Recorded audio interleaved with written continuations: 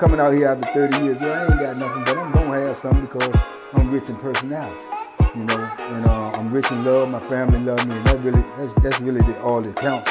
Hey man, shout out to everybody out there on Team Banky Pound. I appreciate the love. Woo, woo, bah, bah, bah.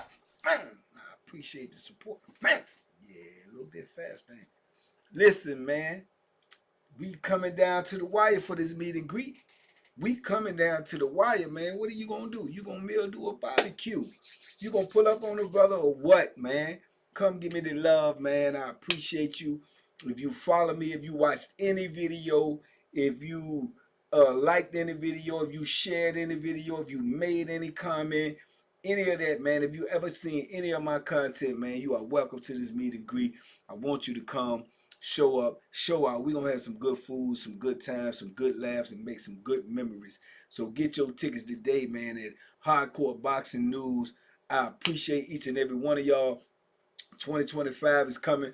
We only going to do bigger things, more things. We're going to get this message out there. It needs to be heard. It needs to be spread all over this world. That is my passion. That is my goal. Cannot do it without you. So big love. Salute to everybody on TBP Nation. I appreciate you. Big love. Big love. Oh, man. Let's get it. Let's go. I don't know, man. I was just sitting here just thinking this morning, man. I got a call from prison. And one of my comrades was telling me that he didn't call me in a while because he said they've been locked down. I said, what y'all was locked down for? He said a couple of dudes that got hit up on the yard real bad, right? So it just got me to thinking, man, yeah, you know, prison yard, man. Let me give you some of the reasons why a lot of dudes that's locked up don't go to outside rec.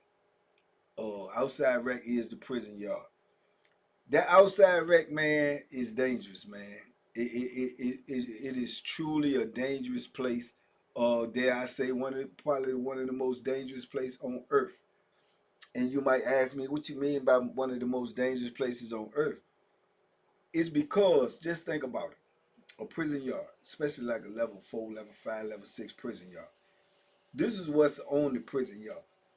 Everybody that you seen in the news, all of these killers that you heard about, is terrorizing your community, your neighborhood, your city, the big drug dealers, all the shooters, all of the dudes that attack women, all of the dudes that do things to kids, all of the dudes that rob, all of the gang members, all of the arsonists, whatever you ever heard of, if they're alive and they got caught, they are in prison. So they are on this yard. So you got to ask yourself, you're trapped in a cage with a rec yard with all of these individuals out here. This is who you are out here with. So a lot of people, they got caught up in a situation, whatever it may be. You got dudes that's in prison, might have got, some DUIs, or might have, stole something and got caught, or, may have got in an altercation and did something that they didn't mean to do. Whatever the case may be, it's people in prison for everything. So you got people that's in there that's not really violent like that. They're not really about that life, but life circumstances that made them end up in prison. They're not going out there on that yard because they know what's out there. You understand? This is what's out there. And you trapped in and you in that cage out there. And it ain't no officer out there. You understand? It's somebody up in the tower with a gun that ain't gonna see you, ain't gonna worry about seeing you. If they do see you, then they gonna call, and then they got to call somebody, and then them people got to get the troops together, come to the gate, or get the gate unlocked, find out where the altercation is, and then go there and try to, quell or stop the altercation. By that time, whatever's gonna happen to you has already happened. You understand what I'm saying? So going out on the yard means that you're taking your own life in your own hands, because no one is going to save you. Even the administration, even the officers have to get there first to attempt to try to stop whatever is going on. So, when things pop off, it's just like that. It's over. By the time they get there, it's over. Only way it ain't over if it's multiple people involved. If it's like a, a clique against clique, gang against gang, then they may get there, and then everybody ain't gonna be stopped in. So you have to take all of this into account when you go out on that prison yard. And a lot of people don't go out on that yard; they stay in. I'm talking about. I've been in prisons and on prisons camps where it's dudes that never go on the yard and been there for years. I've been in the pod with dudes for years and they don't go out on the yard. It's a conscious choice. It's a decision. Just like it's a decision when you choose to go out there, you know that anything can happen. And you ain't got to have no beef. You ain't got to be having no altercation with nobody or nothing. Anything can happen when you go out there. So you have to know this when you go out there. So you should go out there prepared. Now, what's the problem with going out there prepared? They're going to pat you down when you go out there. They're going to pat you down when you come back off the yard, right? This is their, way of saying that we trying to make sure the yard's safe. But yet you ain't going out there on the yard yourself. You at the gate. You going to pat somebody down. If they can get through with whatever they got, then that's that. And then if they come off, if they can get back in with it, that's that. But you ain't out there. So it's no safety for you. And even if they was out there, to be honest with you, they still can't save you. If somebody trying to get you, they going to get you. You understand? And dudes got so many ways to get past that little pat down, and it be so many people. And believe it or not, this is crazy. Say, for instance, it's 150, 120, 130 people going out on the yard. Do you know they got one dude at the gate patting you down when you go in? You think he pat down all 150? Or you think he let a couple of them go? 10 of y'all go ahead. 10 of y'all go ahead. I'm going to get the next 10. 10 of y'all go ahead. Go ahead. I'm going to get the next 10. So all you got to do is just time yourself in the line. If you scrap, and say, okay, them 10. All right, the next 10. I'm going to get right here. I'm going to get it. And then you get on there and you scrape. And the same thing coming off. And then people going to rush by them and going, hey, man, they ain't get you. Come back. They keep going. You know what I'm saying? If you dirty, you going to keep going. Right? But me personally, what's the word? Allegedly, I never went on the yard without being ready, being scrapped, never, allegedly, you know what I'm saying? But that was for me, my safety, you know what I'm saying? I'm not going to, get caught out there and something pop off and I'm not prepared because it could come any kind of way and from however many people. So as long as I got that equalizer on me, that Bethlehem, then whatever's gonna happen to me is my fate anyway, you know. But I ain't, like I say, I never judge people for not going on the yard because I've seen some atrocious things happen on the yard. I've seen life lost on the yard. I seen beams get took, eyes get took on the yard. I seen colossus bags get put on jokers on the yard. I seen dudes' brains get stomped in on the yard. I seen dudes get packed out, jumped by 8, 9, 10 dudes on the yard. I seen dudes get beat so bad on the yard they had to get helicopter up off of there just to save their life. I seen dudes become vegetables on the yard because they got beat so bad. Quadriplegics on the yard because they got beat so bad. Yeah, and I still went out there like an idiot. I still went out there every chance I got, because in prison, man, you're going to have to overcome these fears in order to be able to function. Because fear will consume you, man, and you won't be able to function. That's how a lot of them dudes is in prison. They can't function. But the thing about prison is it's so crazy that dudes can sense it. They can smell it. They know you scared by your actions, your moves, and then that brings them to you, man. It's like a scent. They can follow you. You know how they got the snakes, they say snakes can't really see. They follow by their scent and their smell, and they can this what it comes to. That's how the vultures are in prison. The buzzards, the vultures, the hyenas, you know what I'm saying? They find you, man, when you just trying to lay in the cut. When you just trying to, they can tell by your actions, your moves, your look, your body language. But when you on that yard, man, you got to be ultra aware of everything that's around you. Everything. And then, Lord have mercy, the night wreck, woo! All institutions do not have night wrecks. Some do. and it's only for a certain period of the year. I can't remember which one it is. I know it used to be cold because you had your coats, which make it more dangerous and more easy to conceal what you might got on you. You understand? But yeah, the nighttime, oh, you really on your own. You really on your own because dudes, I done seen dudes get hit up on their yard so bad at night, and don't nobody even the police or rather the police or still they don't even know until the record's over. They don't know until the record's over. They got to go out back on the yard and walk the whole yard with their flashlights and everything and make sure the yard is secure before they can say that, you know what I'm saying, the record's over. And they go out there and dudes is laid out there in the yard, bleed. Dudes is laid out there in the yard unconscious. You understand? This is what happens on that night rate. They get it in on the night rate. Now, if you got 150 people out here on the yard in daytime, at nighttime, you're going to have about 50, maybe 60. Because the dudes ain't coming out there at night.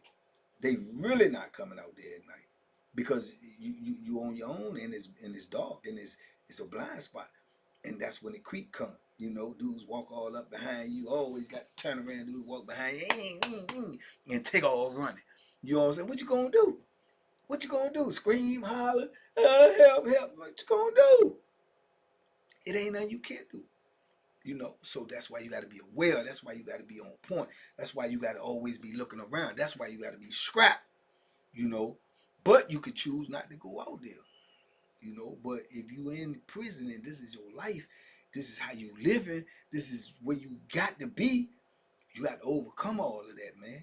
You know, you got to overcome all of that, and you got to let it be known, man. Look, man, there's consequences to messing with me.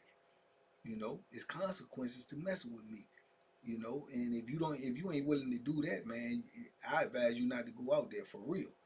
You know, but then like I say, that's gonna bring drama too. But the yard is crazy, man, and you know, they can't stop it because they gotta get you wrecked. So a lot of people that's out here and ain't never been to prison, they'll say, well, if all that stuff be happening outside wreck, why they keep happening? They gotta have it. It's your constitutional right, even though you're in prison.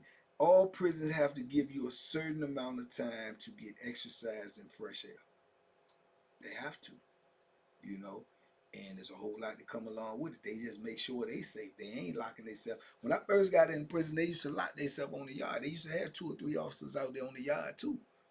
But after a couple of officers then got tore out the frame out there and their help could not get to them in time, they just stopped doing that. They put them at the gate, or they build a little booth and put them in the booth at the gate, and they had to go by the tower.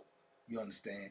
But and then if the person in the tower sees something, they supposed to call the front gate, and then they'll send the front gate, and they'll go get 2 or 3 officers, and they'll come on there, and they'll start walking around the yard, going to the direction of the person in the booth, telling them, "Oh, somebody's down there in the porta potty smoking weed. They're going in and out of the porta potty. Something is going on in the porta potty. Oh, over there by the horseshoe joint, it's a dude laying on the grass. I think he's hurt." Then they coming out there, but people on the yard already know when that gate busts open at front and a couple of police come in, they lock the gate back up. We already know that they've been alerted to something. We know that already. You know what I'm saying? We already know it. Now, if it's night wreck, they just gonna shut the wreck down if they see something. They're gonna shut the whole wreck because they not coming out there and walking around 2 and 3 deep by themselves at nighttime and they ain't got nothing but some flashlight. They're not doing it. But yet we gotta be out there on our own. You understand? So if they can't get to a CO in time when he getting hurt, when they got a cold blue, they coming immediately. All of them. When there's CO getting hurt, they call a code where every CO that's on the ship, no matter where they at, drop what you're doing and run here. If they can't get to them in time, do you think they can get to you in time? Absolutely not. They're going to be walking. Some of them so in bad shape, they can't even run at all. They might take two good tries. And then they walk it. And this is your life on the line, man. So, yeah, that's why I say a penitentiary yard is one of the most dangerous places on earth, man. But jokers ain't going out there, man. And this is the reason why they ain't going out there, because they already know what's out there. They already know. And then let's talk about the casualties that happen that don't result in the Bethlehem. You know, just getting stomped out, beat up, crushed, jaw broke, nose broke, teeth knocked out, and you got to come back in. You ain't tell nobody.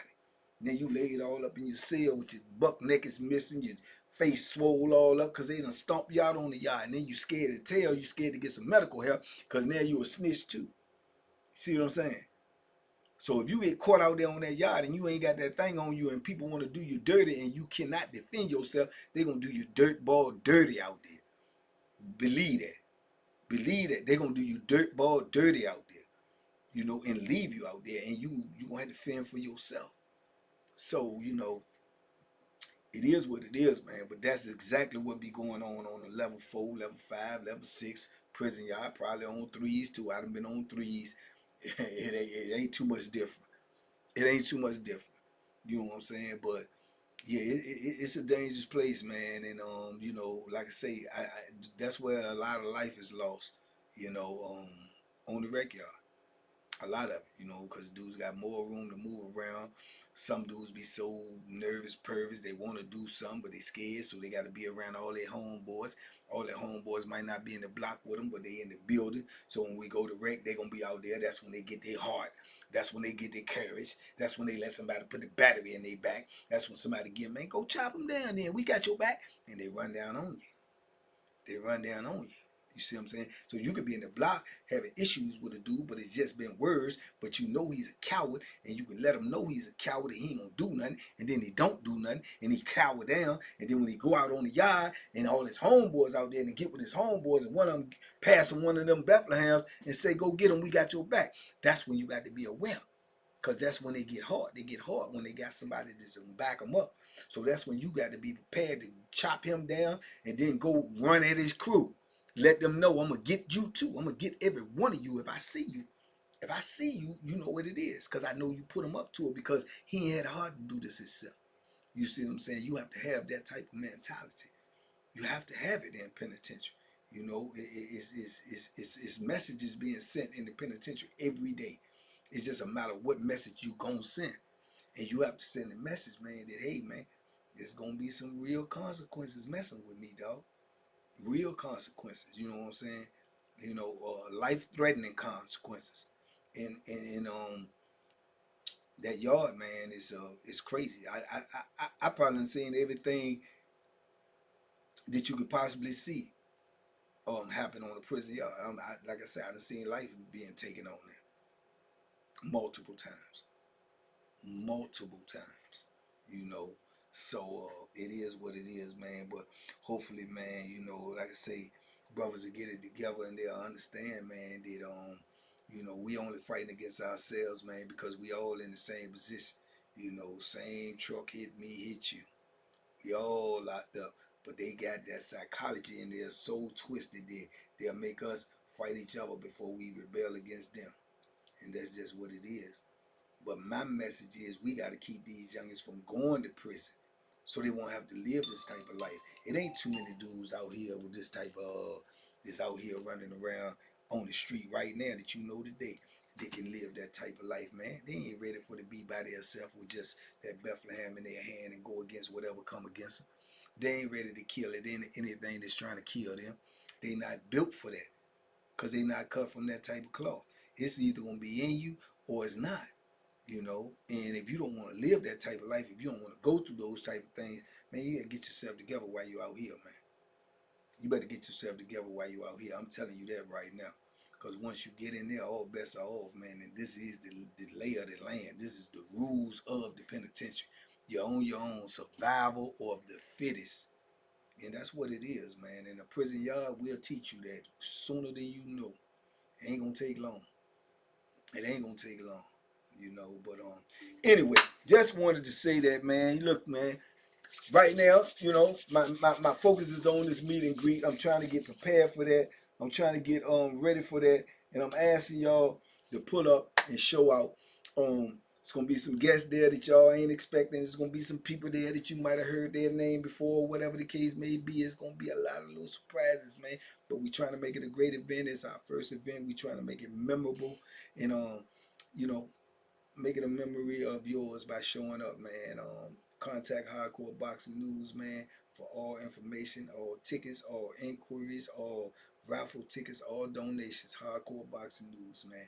Y'all be safe, be smart, make good decisions, man. Hey, duck them hooks and duck the penitentiary, man.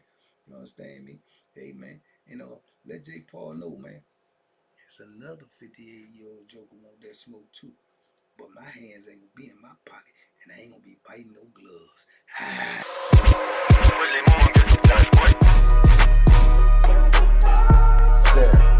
The Banky special. Yeah. Pure deliciousness. Pure deliciousness, man. My name is Banky, man. Everybody calls me Banky. That's the name that I got from my grandmother when I was young. I'm coming out here after 30 years. Yeah, I ain't got nothing, but I'm gonna have something because I'm rich in personality, and I'm rich in love. My family love me, and that's really all that counts.